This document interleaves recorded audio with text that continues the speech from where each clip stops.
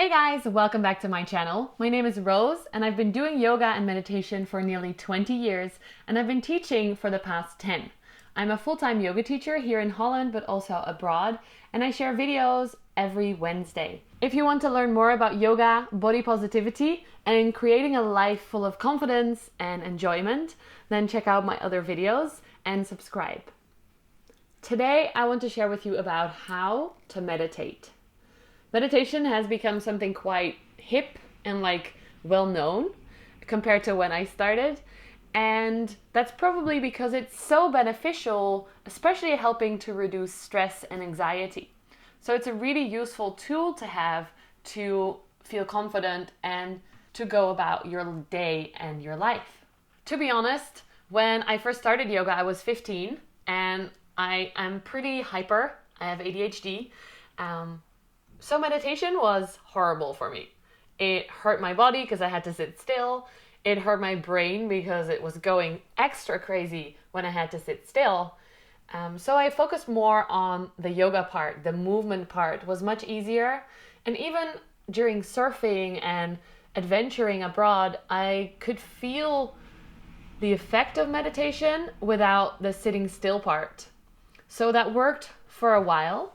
But then a few years ago, I had a burnout, which was not fun at all. And for a while, all I could do was sleep and sometimes cry and just not much. Let's go with that. And I started a mindfulness course back then, and the meditation part of it was still really, really hard. The focusing and the sitting still, it felt like torture, but at the same time, I could notice it helping me and bringing the benefits that I really, really needed, the reduction of the stress and becoming present in the moment. So I kept with it during that course and really learned the benefits for me, and that has helped me now to continue to meditate, even though it's still hard. Just like doing yoga or going to the gym or whatever else you do, sometimes you don't feel like doing it in the moment, but you know that afterwards you're gonna feel a lot better.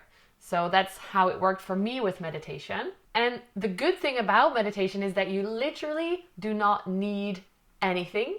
You don't need special clothes, you don't need a room, you don't need to go anywhere. You can just do it from wherever you are.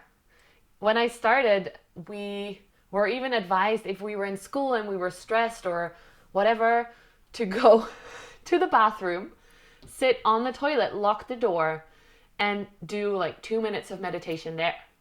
So it's really simple and accessible to everyone. Now, in order to make it a little bit easier, there are some tips, and that's what I want to share with you now.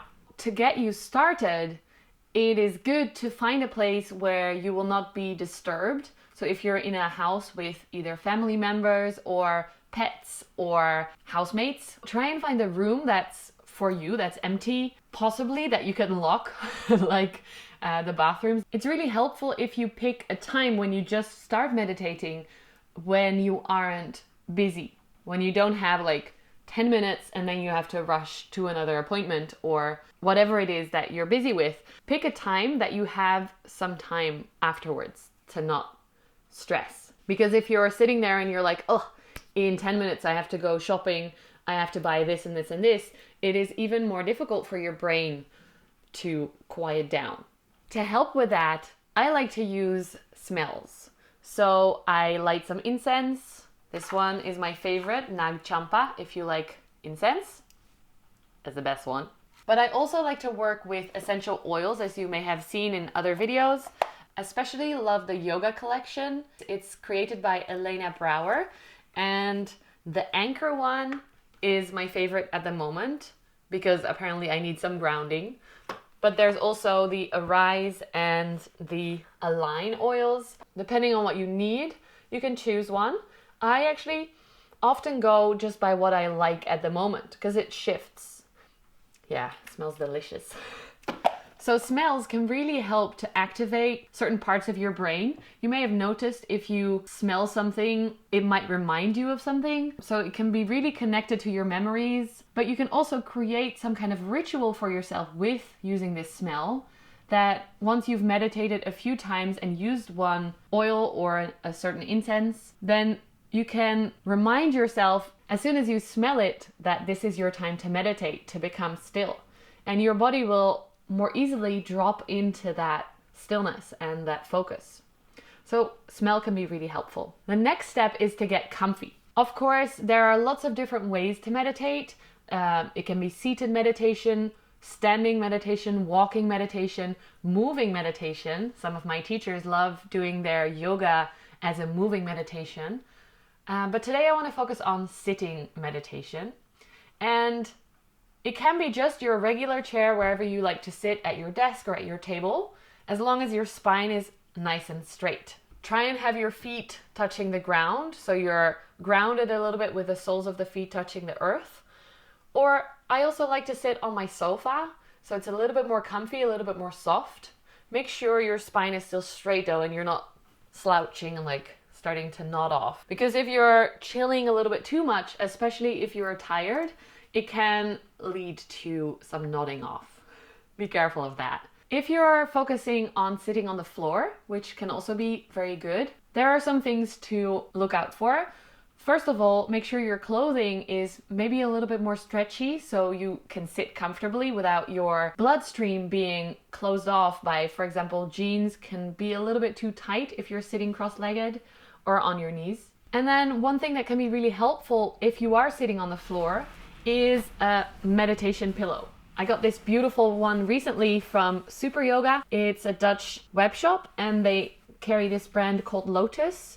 I love the color. It matches basically everything, including my nails, as you can see, and my house. These pillows, they're not very expensive and they are really helpful to be able to sit up straight on a floor without being super uncomfortable or in pain.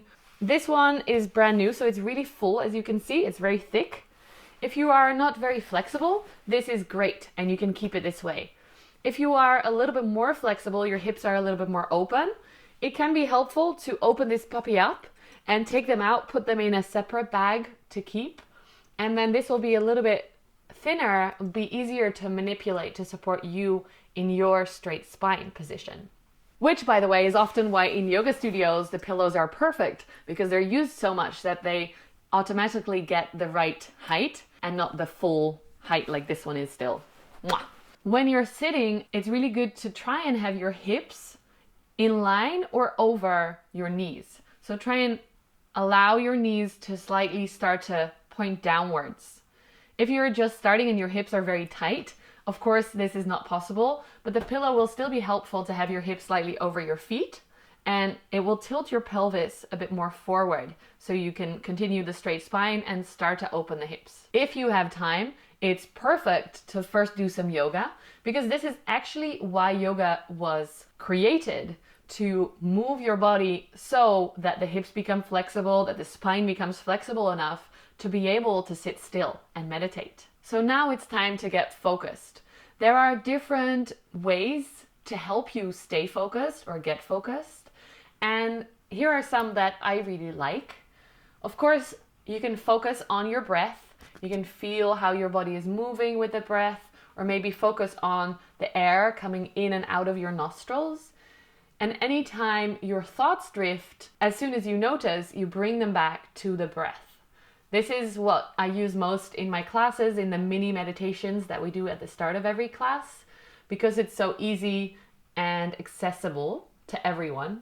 Feeling your breath can be like an anchor, holding your little ship of mind chatter and pulling it back in to position every time. You can also focus more on the body. For example, feeling how you are sitting, how your body is resting on the earth, where you are connecting to the earth. Or what I like to do is use mudras, hand gestures, to keep your mind focused. You often see people doing this, right, when they're sitting down, the thumb and the index finger together. That can also be a really good way to almost As you're pressing the fingertips together, you can feel a certain sensation in the fingers, and you can keep your mind there and stay present that way. Mudras also have a beautiful whole meaning behind them, but that's information for a next video. And then last but not least, I really like to use a candle as well. I have one here. And I don't mean use a candle to create some nice ambience, but to actually use it in your practice. It's called Tratak, or candle gazing, and you place a candle at eye level from wherever you're sitting. I like to put mine on the little side table because that's about eye level for me. And then instead of closing your eyes and focusing inwards, you have something to hold on to with your focus, with your eyes, not only your mind, but also your eyes. So you stare into the flame and you focus on your breath. And if you feel like it, you can close your eyes and still see the flame behind your eyelids. And once you lose it, you open your eyes again and it's right there again. So this can also be really helpful. It's also good to get some help. I like to use an app on my phone and set a timer. It can be your regular timer that's built in on your phone, but sometimes those alarm sounds aren't very peaceful.